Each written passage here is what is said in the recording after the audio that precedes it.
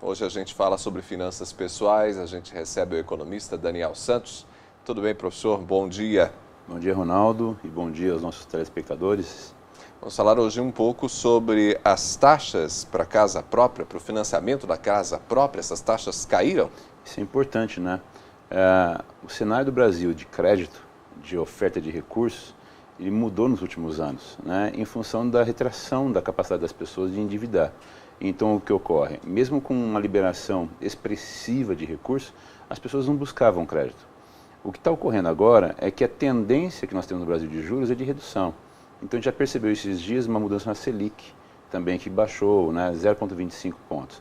Não é grande coisa, mas já mostra uma tendência de baixa. E o interessante é que, no que diz respeito o mais importante dos financiamentos, que é a habitação, a Caixa Econômica, né, ontem especificamente, mudou as taxas já e fez uma redução, que foi expressiva. Então, é essa perspectiva que a gente dá hoje para os nossos ouvintes. Bom, então quando a gente fala de uma redução da taxa de financiamento imobiliário, por mais que ela possa ser aparentemente pequena, isso no longo prazo tem um efeito enorme. Exatamente isso, exatamente isso. Para você ter uma ideia é o seguinte, né? A gente fez um cálculo utilizando os valores mínimos, os valores padrão da Caixa Econômica. Nós temos dois sistemas de financiamento, o da habitação e o imobiliário, né? O imobiliário é para valores de residências mais altas, de imóveis mais altos, mais caros, né? Enquanto a habitação são valores de até R$650 mil. Então, a gente fez uma avaliação disso e, para você ter uma ideia, ano retrasado houve uma mudança na Caixa Econômica pelo governo, né, que fazia com que o valor financiado era de até 50% do imóvel usado, né, que reduziu também o percentual para imóveis novos. Hoje, para imóveis novos, está em 90%.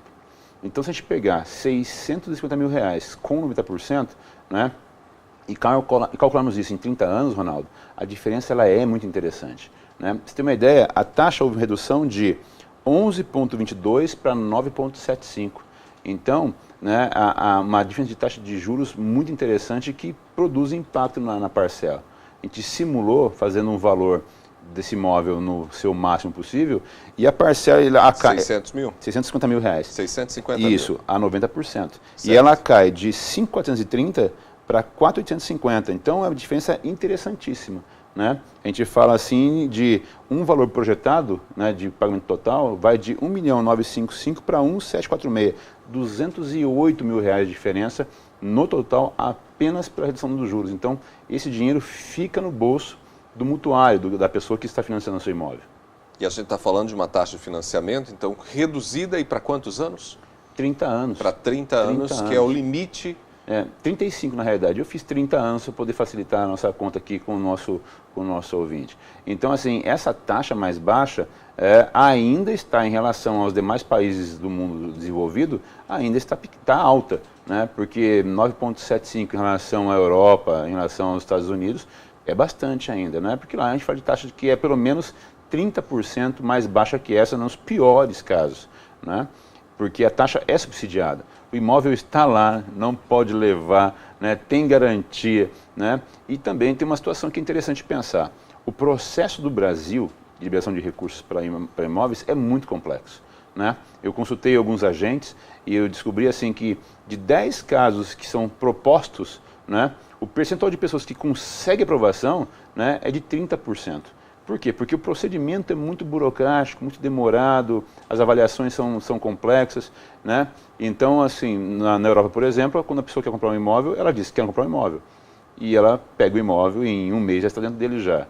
O que acontece? Ela tem que pagar, ponto. Se ela não paga, ela tem que sair, ponto. Acabou a história, né? No Brasil, tem todas as limitações de valor, de percentual do salário da pessoa, que tem que ser provado. E nós temos uma situação como o Brasil. Se já tem imóvel, se não tem imóvel, tudo isso, inclusive, mexe na taxa de juros. Exatamente. Isso altera o percentual e impacta a longo prazo. E o que acontece, né? Se nós temos no Brasil hoje, com uma situação econômica que é complexa, que está em fase de recuperação, existem muitas pessoas que têm desejo, têm necessidade de ter um imóvel, porém não conseguem comprovar isso através de carteira de trabalho, né? Ou de contratos. Então, o que ocorre? Ela fica como autônomo, né? E esse valor não é declarado, ou a declaração é feita, né, a médio e longo prazo, na virada de um ano. Então, enquanto não conseguir fechar essa declaração, ela não consegue comprovar a sua renda. E ela não consegue, então, concorrer ao imóvel nesse valor. Então, deveriam pensar não apenas mexer nos juros, mas também mexer na burocracia para a liberação desses recursos. Bom, eu gostaria de saber de você, acho que diante desse cenário que a gente tem aí uma redução da taxa de juros, vale a pena comprar um imóvel financiado? Com certeza, com certeza. Obviamente tem que ser avaliado o valor do imóvel que está sendo comprado, né? Mas além disso também a perspectiva a longo prazo, porque os imóveis, salvo algum desastre, eles não desvalorizam, né? Então, eu brinquei esses dias com um amigo, né? E ele falou assim, Daniel, eu tenho um valor para poder investir e eu não queria colocar nesses negócios de títulos porque é muito complexo. O que eu faço? Eu falei, olha, você pega esse dinheiro e investe no imóvel, num terreno, né? Seja onde for. Por quê? Porque a perspectiva é que as cidades aumentando, esse imóvel vai sendo incorporado na cidade. Então, daqui a 10 anos, 15 anos, o que vai ocorrer? O que vai ocorrer é que esse imóvel vai estar muito mais próximo da civilização do que está agora. Então, o valor dele de mercado tem a tendência de elevar também. Assim também com relação a imóveis, residências já prontas já. Quer dizer, quando você paga um aluguel, o aluguel é o quê? Despesa, é apenas custo. E quando você financia, ainda que lá dentro tenha juros, uma parte desse valor é amortização. E amortização significa o quê? Redução da minha dívida. Então, isso não é despesa, isso é investimento. Então, a diferença é essa, porque uma parte do que você paga vai ser incorporada no seu patrimônio como sendo investimento, enquanto que no aluguel, todo o dinheiro que se gasta vai e nunca mais volta. Então, pode ser uma alternativa, principalmente para quem mora de aluguel. Com certeza.